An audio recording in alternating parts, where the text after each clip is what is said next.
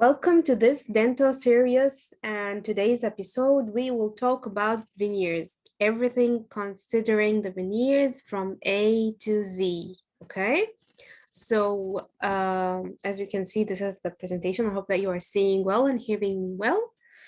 A quick note, this presentation is just targeted for dental students, fresh dental grads, practitioners, and it's just an overview of the procedure, and let's start. Well, today we will talk about veneers, and veneers is actually an aesthetic demanded dental procedure that is demanded by most of the patients. Most of the patients come to the clinic requesting veneers and requesting to look very nice in their new teeth. Okay, so let's start with the types of veneers. We have composite veneers and we have the porcelain veneers. Well, let's take an overview about the composite veneers and see the pros and the cons of this veneers. Okay, of course, the composite veneers will take less time and they are easy to repair if any damage happened or any crack or slicing happened to the composite veneers. Also, it is less expensive and it just needs skillful hand, okay? The drawbacks or the cons of the composite veneers are the stains that are easily made and the short lifetime that they need to be actually changed maybe after less than 5 years, from 2 to 3 years, okay? Maybe more, maybe less. It's not a fixed timing. And now we're going to talk about the porcelain veneers, which we are focusing on today, okay? These veneers that are made or fabricated in lab, and the dentist only just make the preparation at the clinic, okay? Well, it takes more time and it depends mainly on the preparation and in the impression on the lab.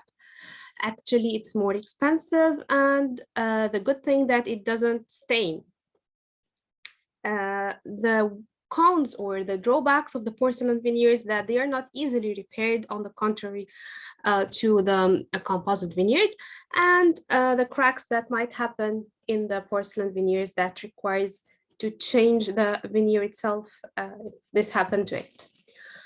We have two types of veneers, zirconia and the Emax, okay? Of course, the zirconia is quite powerful and it just withstands more forces.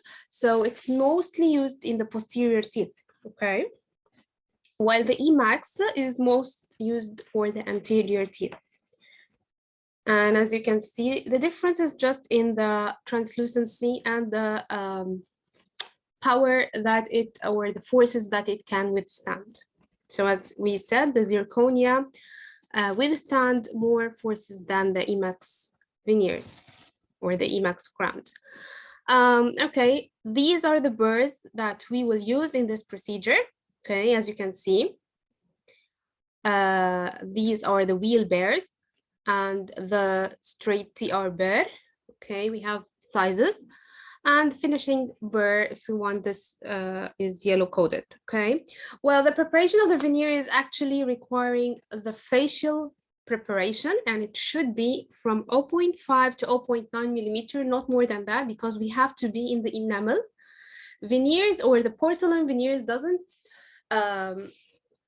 depend mainly on the preparation, as it depends mainly on the bonding. So if you have a best bonding system, this will make your veneer successful.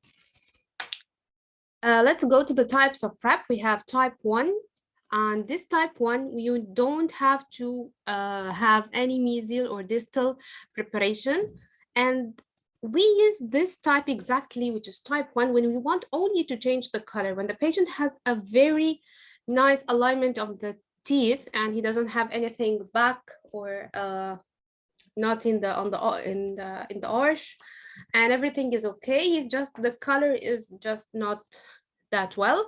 So we go for type 1 and we don't go any mesial or distal preparation. as in this picture. As you can see, the patient has a perfect alignment of the teeth, and just he has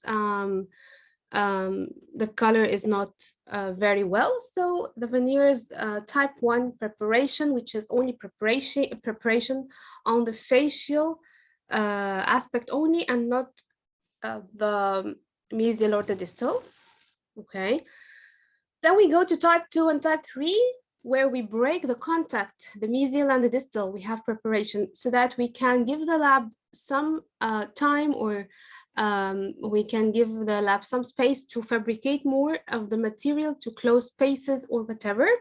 So as you can see in this picture, we have a patient that has malaligned teeth, not following the same arch, and we want the veneers to give her the smile that her teeth is just on the same plane or on the same arch.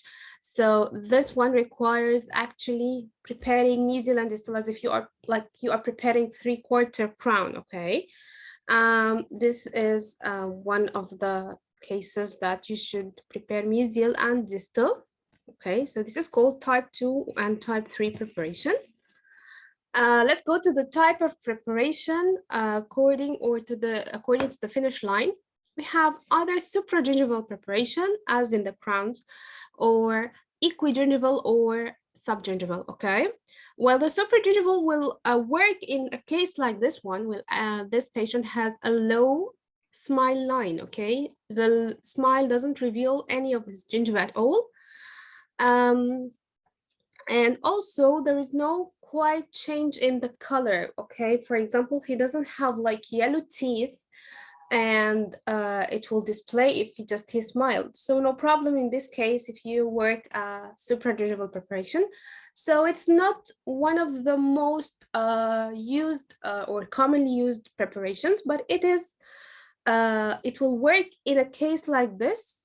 Okay, so it just has a little bit picky case. You should pick your case according to if you want to work with this preparation or not. Let's go to the subgingival preparation, which is the most commonly used preparation.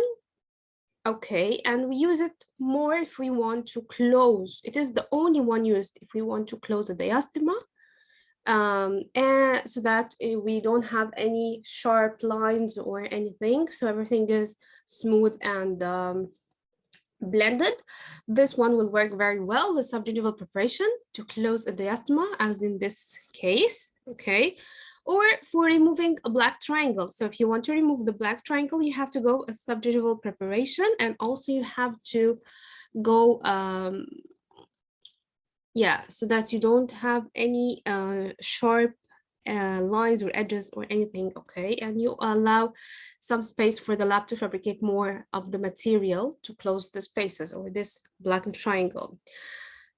If there is a huge difference in color, also this is an indication of the subgingival preparation. Okay, so that there is no this sharp line that translate from that changes from one color to another, so transist from one color to another. So it's very nice to work in this case with a subgingival preparation. And of course, we have the equigingival preparation, which will work, and it is the easiest one, of course. It doesn't require actually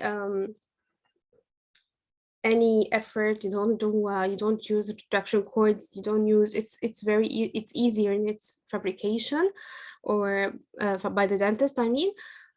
But it doesn't work in most cases. Like if you have these cases, you have to do the subgingival preparation. If you don't have other than these cases, you can work with the equigingival preparation. Okay, now let's go to the most important part, and this the debates are about this part, the incisal preparation. Well, some dentists prefer to make this incisal preparation as this as number C, and that was widely spread or commonly spread for a period of time. This is called the incisal overlap. Okay, and they used to think that it's good for retention, but well, this was proved wrong actually, and we said that the preparation or the veneers or the success of veneers depends on the bond and doesn't depend on the retention. Okay, so if you have a good bonding system, good resin cement, and everything is okay, this will be a successful veneer and not this retention, because they found that this one, the one which is the incisal overlap, also comes out and may cause some cracks in the veneers or in the tooth. So again, we have, it's either no incisal preparation, like this one A, you don't do any incisal preparation, and this one is called, it's a window preparation. Okay, so as if you just open a window only, you don't make any reduction in the incisal part.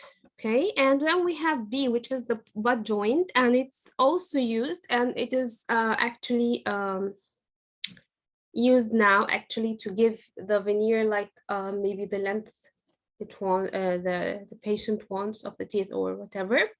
So it is one of the used incisal preparation. Well, let's go to the procedure where we first take the impression of the patient, and then we go to, we give it to the lab to fabricate a wax up. Okay, and the wax up is a very important part, so that we can fabricate the mock-up on this wax up. Okay, actually, this is very important to show the patient how the veneers will look like. So wax up happens in the lab, and the mock-up, when the lab fabricates this wax up and gives you the tray, actually you fabricate a rubber, a heavy putty rubber, and you use it to take impression, to use it to put the temporary veneers, okay, or just show the patient how the veneers will look like. You use a tray, this is not a tray, this is a rubber heavy putty. You can use something which is called Luxatemp. It's just an acrylic resin, acrylic material to put it there and just finish it and show the patient how the veneers will look like. And you can actually prepare through this mock-up. Okay, so you use the 3-wheeled bear, and I will show you the procedure here, or I will attach it under this video. Okay, so again, these are depth grooves, as you can see, and we use the incisal preparation. And as you can see, we have to fabricate the temporary using we use the petroleum jelly material. We use the putty tray, and we use the acrylic temporary. Let's assume that the lab has finished the veneers and it came back to you. Now we'll have to go to the cementation step, which is a very important step. And in the cementation, we do two things. We have to prepare the teeth that are fabricated by the lab, okay, or the veneers, and we have to prepare the side of the tooth which is facing the veneer, okay? So the inside of the veneer and the outside of the tooth. The veneer tooth surface, okay, that was fabricated by the lab, we have to treat it with 8% hydrofluoride for 1 minute, okay? Rinse, and you can use the ultrasonic rinsing, okay? And then we use the adhesive bond, okay? And let's go to the tooth surface. We use 38 phosphoric acid, okay, for 1 minute, and use the adhesive bond. And now you're going to connect these two using a resin cement, okay? And this resin cement will hold the veneer in its place, okay? And then this is the cementation process. Don't have to forget that you have to use the floss after you finish and to remove every excess part of this resin cement. Another note that I should just focus on the silane coupling agent. Actually, there are papers that are now not recommending using the silane coupling agent, and say that this uh, procedure of cementation is just enough. There is no need for silane coupling agent. Um, and this was the last step. Okay. Thank you for stopping by. Hope that you take anything useful with you from this presentation. Thank you so much, and see you in another episode. And bye. Thank you so much.